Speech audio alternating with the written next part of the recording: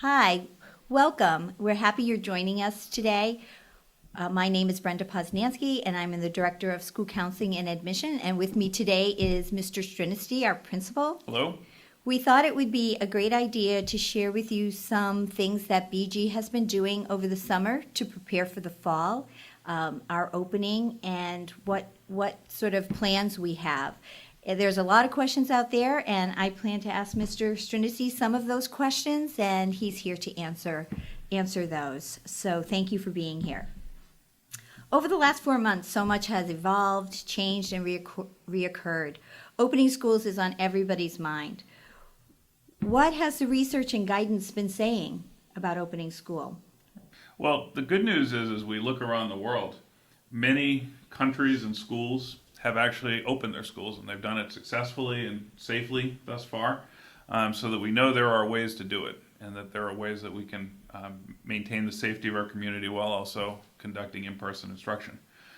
Opening schools is not without risk, and that's something that's clear. Younger students, elementary age, seem to be relatively safe from infections, but we do see that high school age students can be susceptible and might catch COVID.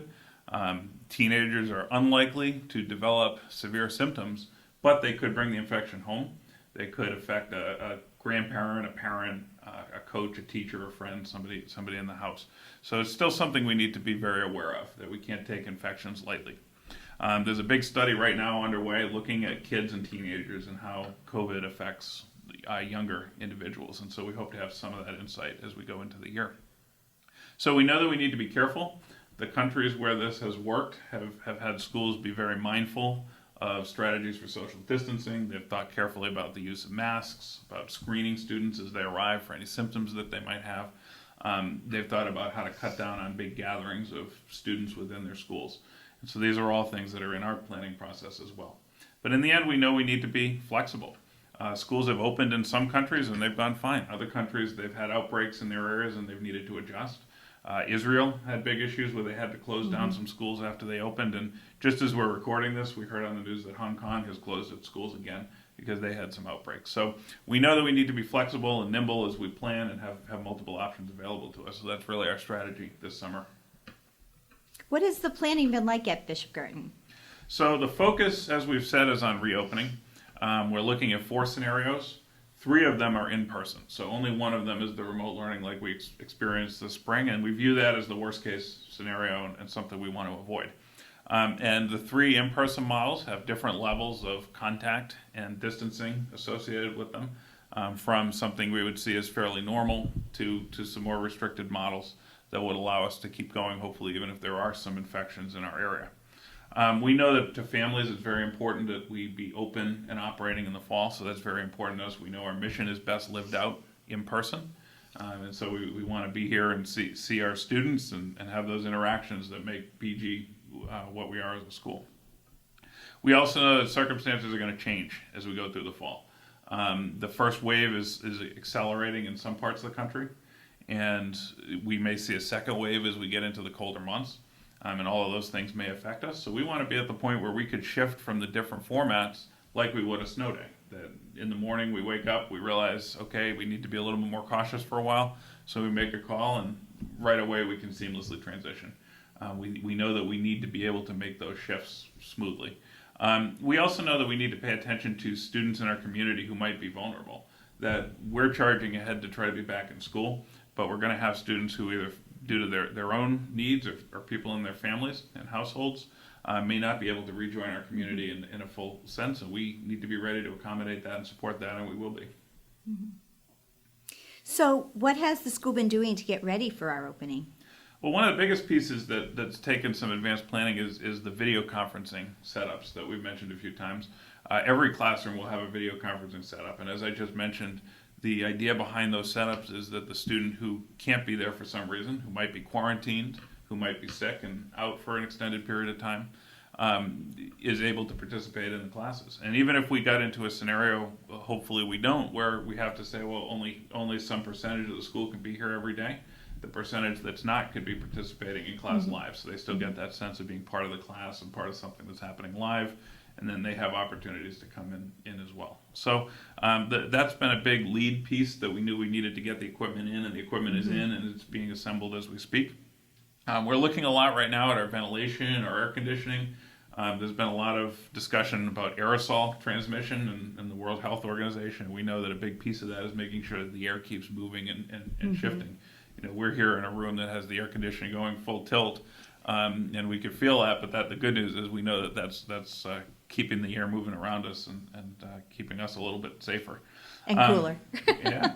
We're trying to make sure we have the right protective equipment lined up. Things like masks, gloves, those types of things we're going to need to operate the school. The other thing we're thinking of this summer is our freshmen and the transitional challenges that it will take to come into a new school, particularly in situations where we might have more distancing, or even in a worst case, a remote situation. That's going to be hard for a student transitioning. So work's being done, and some programming is being put out to have class meetings and opportunities for students to start getting to know each other socially even before we start the school year. That's great. Thank you. What do we need to do as members of the school community to help ensure that school opens? Well, if you've been watching the news, you know this is a top issue right now, and there's actually a lot of people nationally that are pointing fingers at schools and saying you need to open, you don't have a choice about opening. And as we've said, we agree with that. But what seems to get lost, I think, in the news is it's actually a full societal decision to reopen schools. It's not something where the schools can just do that without the full support of everybody. And so we have to ask the question, well, what are we willing to sacrifice in order to make that happen? You look out there and say, well, if somebody hasn't been wearing a mask all summer, if they've been in lots of gatherings, if they've been doing the things we now know are contributing to the spread, they really shouldn't be saying schools have to open. They really don't have the right to be saying that. So we know as a school it's going to be very important for us to reopen for the emotional health of our students. But in order to do that, the school community has to be healthy. And it would only take one party in early August to infect a couple dozen people here at PG, and we won't be able to open. That would derail our opening plans. So we really need help from our school community. We need all of our students, our parents thinking about this. How can you keep COVID out of your household? How can you wear a mask, avoid gatherings, avoid being in those indoor spaces where you have lots of people for long periods of time? Those things will help us open and know that you're contributing to that process. The second half of the summer is really going to be a test, I think, for us as a society to see the outbreaks around the country. If schools are that important for us to open, we've all got to get behind it and make sure. So how do we make sure we save our risk, the risk we can take for the things that are most important? And the future of our students has got to be right up there in our priorities. So we really appreciate all the help and the sacrifices that people around our school community are making in order to make this a reality. Absolutely. There seems to be new and confusing information every day. It's so hard to keep up with it. How will final decisions be made? Well, our plan is essentially ready to go at this point. We're confident it's going to be flexible enough to deal with a lot of different situations. But right now, we feel like we have to wait to see how the next month or two play out and what we know at that point and where we are before we make a final determination as to how we start the year. Throughout, since the beginning of COVID, I think we've all had to deal with a lot of hype online and on the news, a lot of misinformation that's out there. And so we as a school owe it to our families to take our time as we have throughout and get to the bottom of it and really decide the best path and the path that's going to be smoothest and most effective for our students. And so that's what we're trying to do. We're looking to early August, right around the start of August, to make our initial decision and communicate how we envision the year starting and what some of the key dates and processes will be for doing that.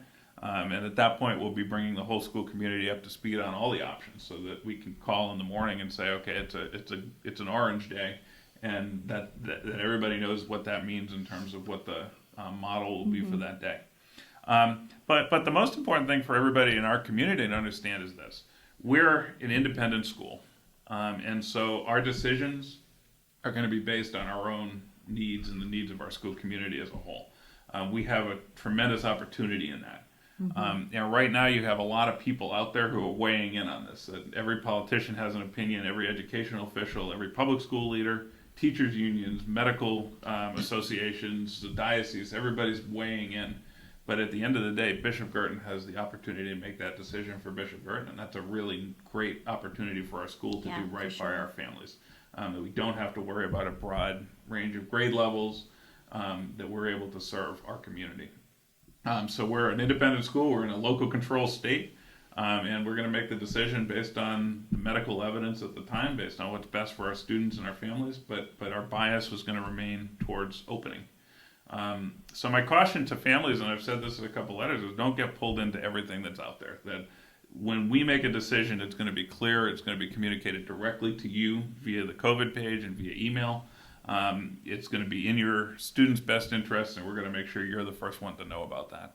You're not going to hear it third hand through a media source. So don't jump on board with everything that you hear throughout the next month, because there is going to be lots of intense conversation out there. For sure. And for sure. our goal and our focus and our time has to be on making sure that our plan is solid. And I just will point out, having said that, our school community has been terrific through all of this. The uncertainty is just weighing on everybody, I think, at this point. There's no answer. We don't know how long this is going to go. But I know that we're going to pull through as a school community if we stay focused on the best interests of our students and on health and safety. And if we stay flexible as we head into the fall, and we understand that things are not going to go as we envision right now, but we're going to make the adjustments, and we're going to have the tools in place to do that. Everything we do is going to have those two priorities, right? Get our students together and carry out our mission and be safe. And that's where we are in the Right. school right now. Right. Well, thank you, Mr. Strniste. We really appreciate you being here. We're planning on having 2 more interviews with Mr. Strniste in the next few weeks. So watch your social media, and we thank you for being here. Thanks Bye-bye. a lot. Have a great day.